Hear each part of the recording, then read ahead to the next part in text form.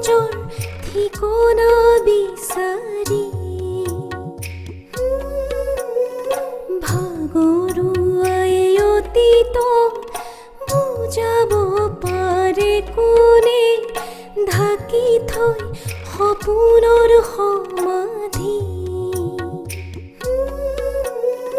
জীৱনৰ হেঁপাহেৰে অকাইছানে কি উভতি গৈ দেখিলো জীয়া অগণি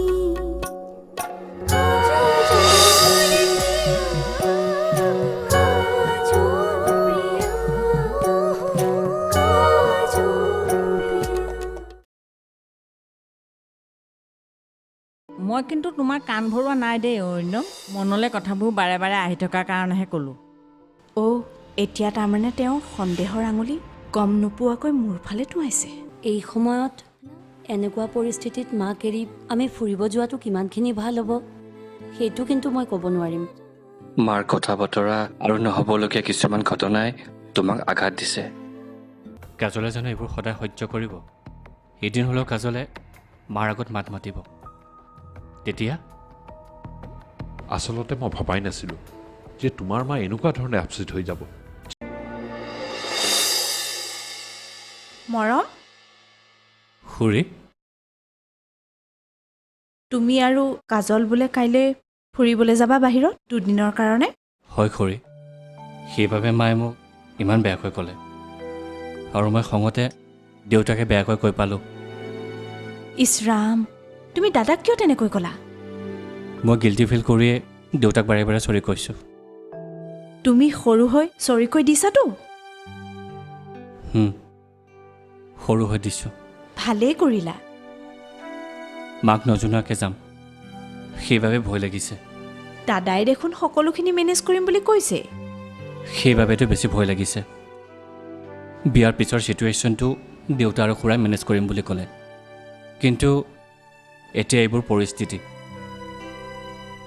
মই বুজিছোঁ। এইবাৰ দাদাই বুজাই ৰাখিব দিয়া। তুমি চিন্তা নকৰিবা। বাহিৰত ফুৰি আহিলে অলপ মাইণ্ডটো ফ্ৰেছ হ'ব। সেইটো হয়। কাজলেও এতিয়া লাহে লাহে ঘৰৰ পৰিস্থিতিবোৰ গম পাব ধৰিছে। মই নিবিচাৰোঁ কাজলে ঘৰখনৰ সকলোবোৰ কথা গম পাওঁ আৰু এটা নতুন পৰিস্থিতিৰ সৃষ্টি হওক।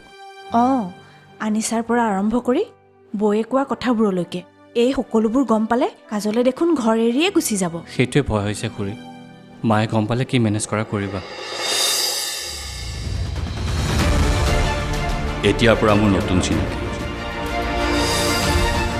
Mister P.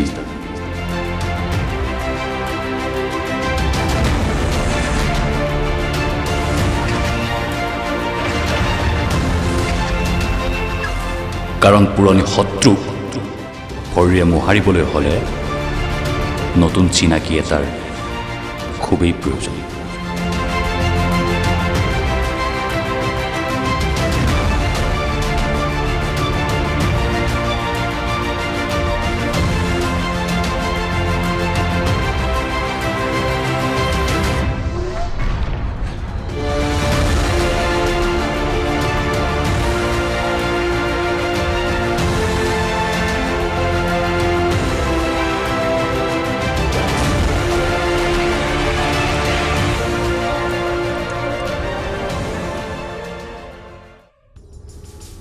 ইছৰাম, ঘৰখনত যে কি হৈ আছে নহয়।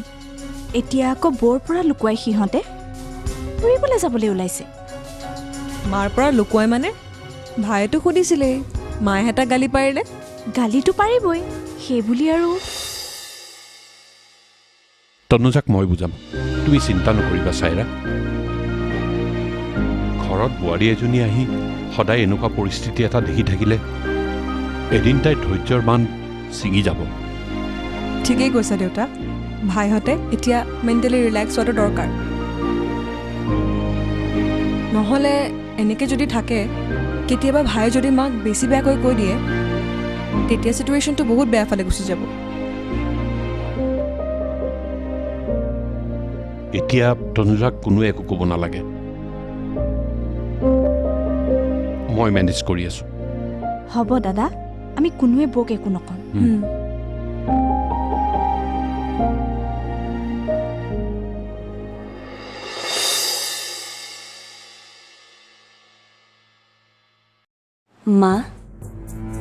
আপোনাক এটা কথা ক'বলগীয়া আছে। কোৱাচোন। আপোনাক কালি তেওঁ ক'ৰবাত যোৱাৰ কথা কৈছিলে নেকি? আৰু আপুনি তেওঁক খং কৰিছে ন? তুমি আকৌ মোক সেইবোৰলৈ বুজাবলৈ আহিছা নেকি? নাই নাই, বুজাব অহা নাই মা। তেনেহ'লে আচলতে মা, আপুনি মানা কৰাত তেওঁ দেউতাৰ লগত কথা পাতি আপুনি গম নোপোৱাকৈ যোৱাৰ কথা ভাবিছিলে। কিন্তু মই কথাটো একেবাৰে মানি ল'ব পৰা নাই।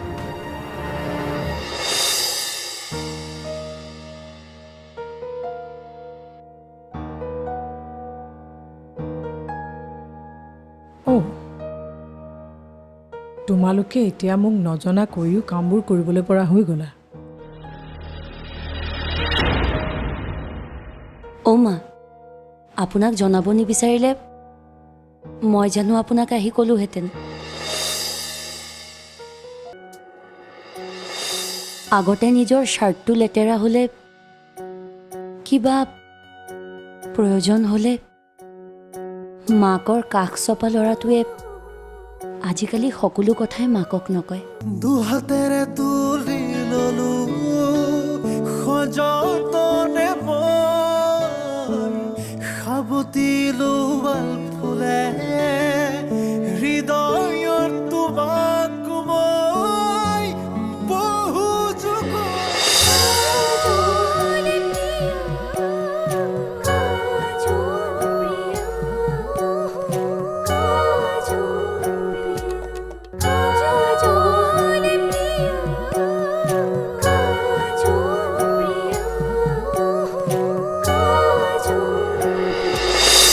মা, আপুনি তেওঁক বহুত মৰম কৰে আৰু বহুত ভাল পায়।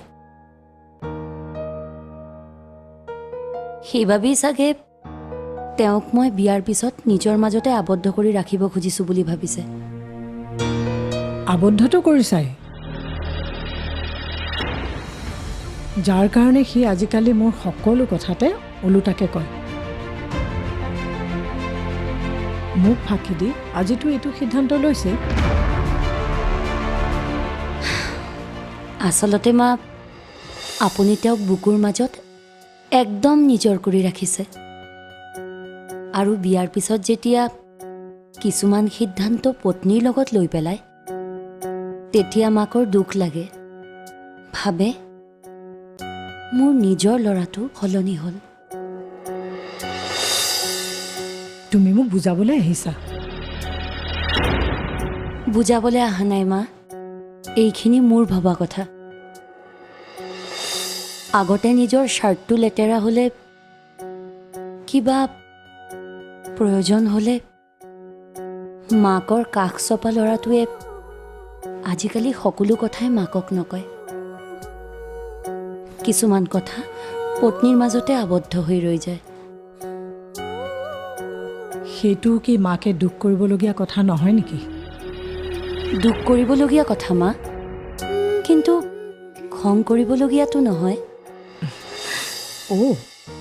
এতিয়া তাৰমানে মোৰ খং কৰিবলগীয়া সময় আৰু কাৰণবোৰ তুমিয়ে নিৰ্ধাৰণ কৰিবা। নাই নাই, মই বহুত একো আশা কৰা নাই।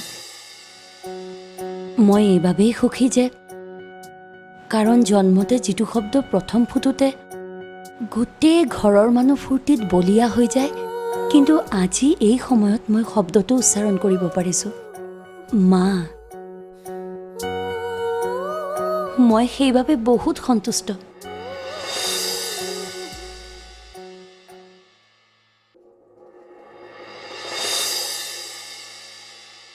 সৰুতে ঢুকাইছিল তোমাৰ মা?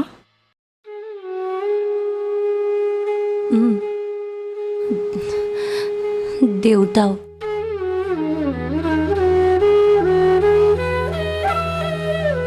ফটোখনতে চিনাকি হৈছিল মোৰ মা দেউতাৰ লগত।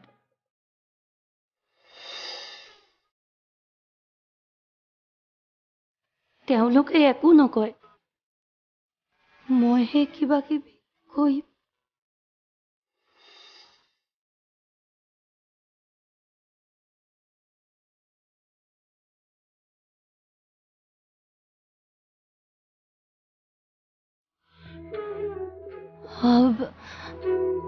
মা, তেওঁৰ লগতে মা দেউতাৰে সম্পূৰ্ণ এখন ঘৰ পাম বুলি ভাবি মই বহুত সুখী আছিলোঁ জানে। আপুনি যদি মোক আৰু অকণমান মৰম কৰে মইতো ফূৰ্তিতে কান্দিয়ে পেলাম।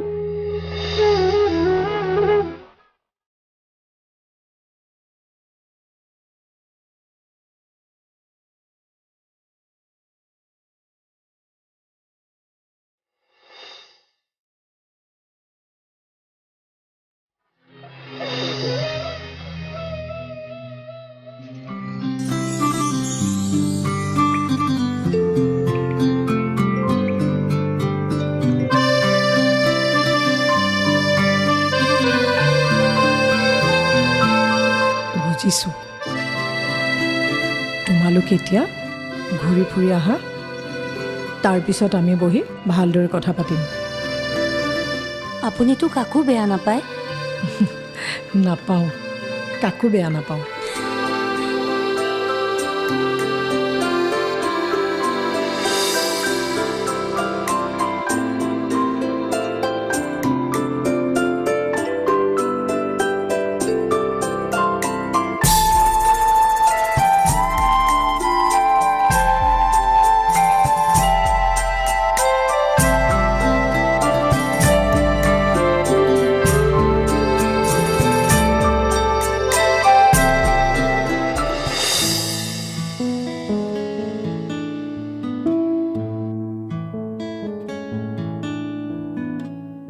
দুহাতেৰে তুলি ললো সযতনে মই সাবতিলো বাল ফুলে হৃদয়ত তোমাক মই বহু যুগৰ বহু জনমৰ হেঁপাহ বুকুতে তোমাক পাবলে হ'ল আজি সঁচা মোৰ এই সপোন। এতিয়া দুচকুত তোমাৰ এই নাচোন ৰে ৰাৰি ৰাৰি ৰাৰি ৰাৰি ৰাৰি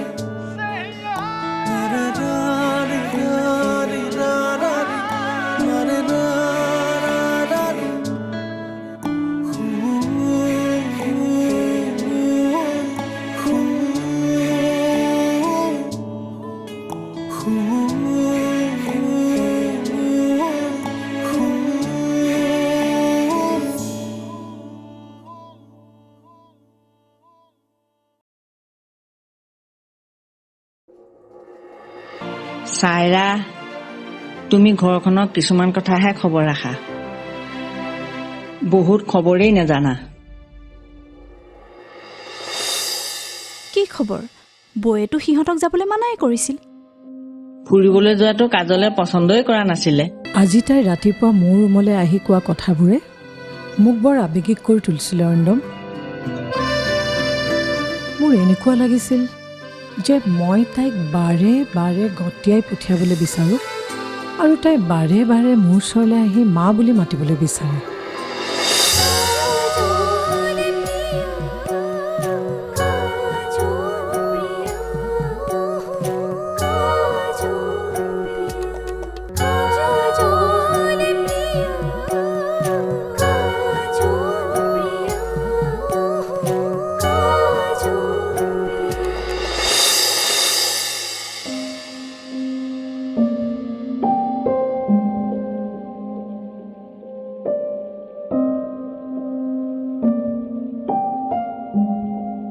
খুৰীদেউ অ, আৰাম কৰিছে।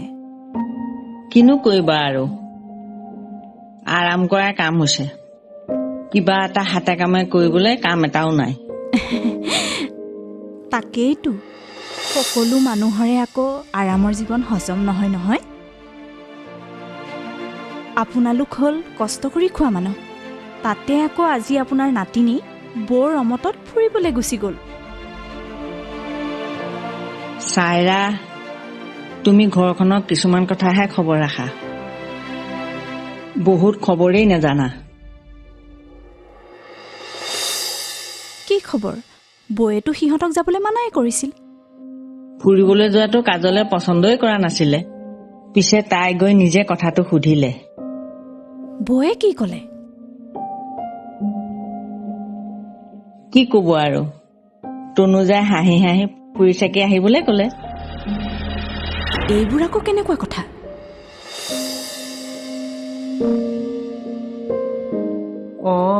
মোৰ নাতিজনী সুখ দেখিব নোৱাৰা এইজনীয়ে। চাওঁ তাই আৰু ক'ত ক'ত জট লগায়।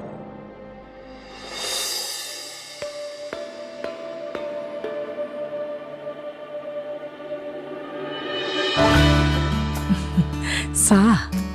তনুজা, কি হ'ল? তুমি? কি হ'ল? কি চাই আছা? নহয়, চাহকাপ লোৱা আকৌ। চাহ মানে তোমাক কিবা সলনি যেন লাগিছে তনুজা। সলনি? কি সলনি দেখিলা? নহয়, তোমাৰ খং অভিমান এইবোৰ। খং অভিমান এইবিলাক আকৌ কৰিম? তোমাক মই সহজে এৰি নিদিওঁ কিন্তু। তাৰ মানে এতিয়াও মোৰ প্ৰতি তোমাৰ চিভিয়াৰ গ্ৰাজ আছেই। আছে। অৰিন্দম, কাজল ছোৱালীজনীক মই খং কৰিছিলোঁ, গালি পাৰিছিলোঁ, আনকি মোক মা বুলি মাতিবলৈও মানা কৰিছিলোঁ, কিন্তু তাই নামানিলে। তাই নিজে গঢ়িবলৈ বিচৰা সম্পৰ্কটো গঢ়িহে এৰিলে। তাকেই, সৰুতে মাক দেউতাকক হেৰুৱা ছোৱালী আমাৰ পৰাতো এইখিনি আশা কৰিবই দিয়াচোন। আজি তাই ৰাতিপুৱা মোৰ ৰুমলৈ আহি কোৱা কথাবোৰে মোক বৰ আৱেগিক কৰি তুলিছিলে অৰিন্দম। মোৰ এনেকুৱা লাগিছিল যে মই তাইক বাৰে বাৰে গতিয়াই পঠিয়াবলৈ বিচাৰোঁ আৰু তাই বাৰে বাৰে মোৰ ওচৰলৈ আহি মা বুলি মাতিবলৈ বিচাৰে। ইমান কোমল মনৰ মানুহ। কথাবোৰ তুমি এতিয়াহে বুজি পালা। আগতে যদি বুজি পালা হয়, তাই ইমান কষ্ট নাপালে হয়। মোৰ মনত লগা আঘাতবোৰে আনৰ আৱেগক স্পৰ্শ কৰিব পৰা নাছিল অৰিন্দম। এতিয়া তাই এইখন ঘৰত আৰু মৰম পাব। নিশ্চয় পাব। এইখিনিতো তাই আমাৰ পৰা বিচাৰিছে। এতিয়া পাব। এতিয়া সকলো আগৰ দৰেই হ'ব। এইবাৰ সিহঁতক ঘূৰি ফুৰি আহিবলৈ দিয়া, তাৰপিছত ঘৰতে এটা ডাঙৰ পাৰ্টি এৰেঞ্জ কৰিম। ময়ো তাকেই ভাবিছোঁ। তোমাৰ দেউতাৰ ভাল খবৰটো পাই খুবেই ভাল লাগিল। এতিয়া আমি পাছৰ প্লেনটো ছাকচেছ কৰাৰ সময়। ছাকচেছ হ'বই, সেইকাৰণে বাবাক এইখন গাড়ীত বহুৱাইছোঁ। এতিয়া আইনৰ চকুত মই কৰা পাপবোৰ পলিটিক্সৰ কাৰণে শূন্য হৈ যাব। সময় কম, গতিকে তুমি টকাৰ যোগাৰ কৰা, যাতে উপযুক্ত সময়ত আমি সকলোবোৰ আমাৰ হাতলৈ আনিব পাৰোঁ। সময় মোৰ মতে চলিব, কাৰণ মই হাতত পিন্ধা ঘড়ীটো মোৰ নিজৰ টকাৰে কিনা। নিশ্চয় তোমাৰ মতেই চলিব। সকলো ফালেই নিয়ম, পুৰণিৰ তলত জীৱন, পুৰুলিয়ে কাজলিতে উদাসে ভৰে মন।